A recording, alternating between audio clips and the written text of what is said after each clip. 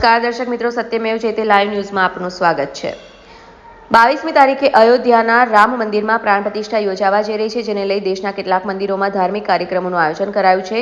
આજે સાંસદ રંજનબેન ભટ્ટના વિસ્તારમાં આવેલા શ્રી કૈલાશપતિ મહાદેવ મંદિરથી સાંસદ રંજનબેન ભટ્ટ તથા સ્થાનિક વડીલો આગેવાનોના હસ્તે 10,000 દીવડાનું વિતરણ કરવામાં આવ્યું હતું। 22મી તારીખે રામલલ્લા આદરણીય પ્રધાનમંત્રી શ્રી નરેન્દ્ર મોદીજી સંતો મહંતોની ઉપસ્થિતિમાં નિજ મંદિરમાં બિરાજમાન થવા જઈ રહ્યા છે।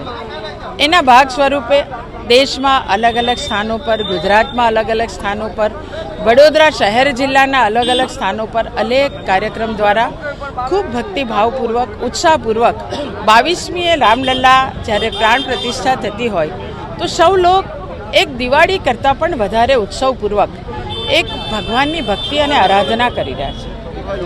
મારા ઘરે કૈલાશપતિ મહાદેવ મંદિર, મારા ઘરની સામે, ત્યાં આજે 10,000 દીવડાનું વિતરણ કરવામાં આવ્યું છે। સૌ લોકો પોતાના ઘરે આ દીવડાથી દીપ પ્રગટાવે, દિવાળી જેવું માહોલ કરે, રંગોળી પૂરે, સાથે સાથે સરસ મજાનો પ્રસાદ ભગવાનને ધરાવીએ અને આવું જિંદગીમાં અવસર આપણે છીએ અને આપણે અહીંયા પ્રત્યક્ષ માનવ સ્વરૂપે રહ્યા છે, તો આપણે સૌ નસીબદાર છીએ કે આપણને રામલલ્લા બિરાજમાન થવાના છે ને આપણે એ પ્રત્યેક ક્ષણને નિહાળવાના છે। ત્યારે આવો મિત્રો, આપણે સૌ રામલલ્લાની આરાધના કરીએ।